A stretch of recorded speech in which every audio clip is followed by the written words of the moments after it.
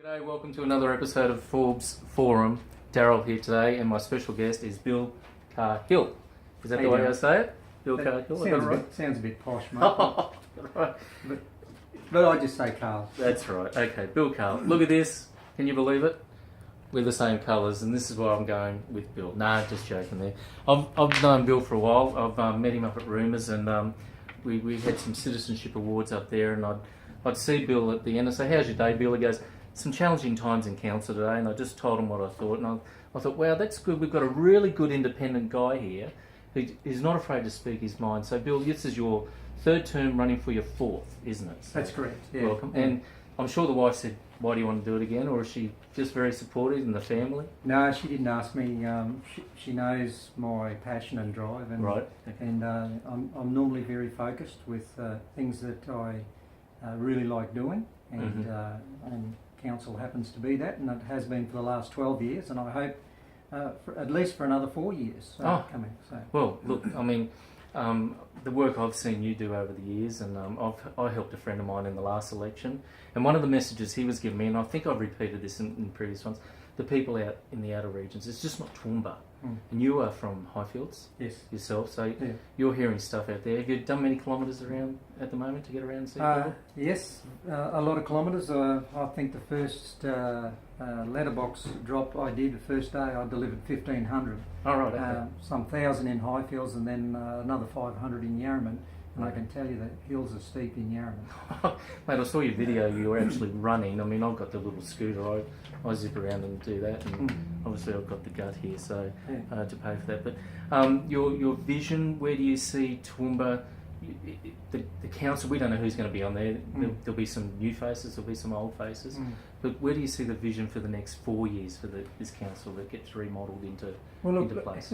I know that's a broad question, but the area of focus that I think we need to be in tune with as a council, and that is the small medium business sector, the service-based sector, and that's a very broad sector. And that sector particularly generates some 80% or more of the regional economy.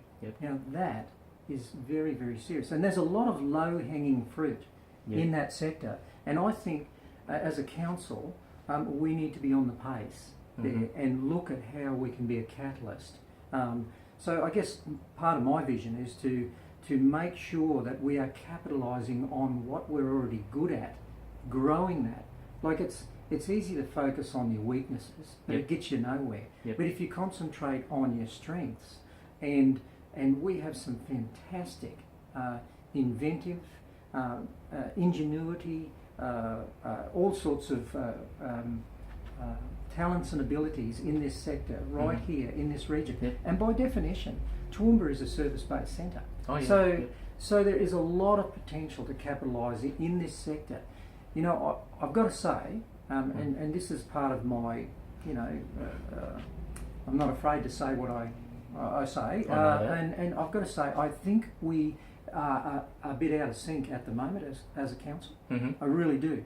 I think the pressures from small but very influential groups, or dare I say the top end, can sometimes arrest the agenda. Now, look, that's always part of the equation around local government, all levels of government. But what I want to see, part of my vision, is how we capitalise, how we are a catalyst, how we are listening to our community. And the economic profile that council's produced is concrete evidence. Are we listening to that?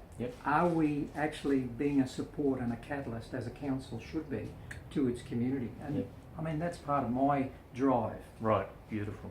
Okay. And look, folks, if you've got any sort of questions or any sort of issues you want to put a Bill, you can get him on his Facebook page. That's how I contacted him. He's also got his flyers out and about. You'll see him running there. Just stop and look. He'll listen, and he's very analytical and he's very independent. Very independent. So, and I think that's a good strength in a councillor. Look, Daryl. Look, I guess I'm not afraid to ask the questions or challenge. But not afraid to challenge debate. Yes, sometimes that gets you into difficult spots, but my job is to ask the questions. That's right. My job is there to, is there a better way of doing this? Mm-hmm. Ask those questions. Yep. You know, I think my record speaks for itself. That Yep. The fact is that I am genuinely, truly independent in my representation. Beautiful. And I think the community is really, really looking for that in a council, Mm-hmm. looking for that independence. They want people to be reasoning and have quality debate. Yep. Because at the end of the day, it's about the best possible outcomes for all people. That's right. And it's about decisions based on integrity, all of those things. Mm-hmm. That goes without saying. Great. Okay. Look, I appreciate your time today. I know you're a very, very busy man. Appreciate your time. Thank you, sir. And don't forget, folks, it's 10 for TRC. You've got to put 10 people in. Yes. So really Absolutely. think carefully about that. And if I can say, put Bill into there, please. So look, another Forbes Forum out of the way. Hope you've enjoyed it. Any feedback, get back to Bill, or you can send through me as well. But take care until next time. Catch ya. See you later.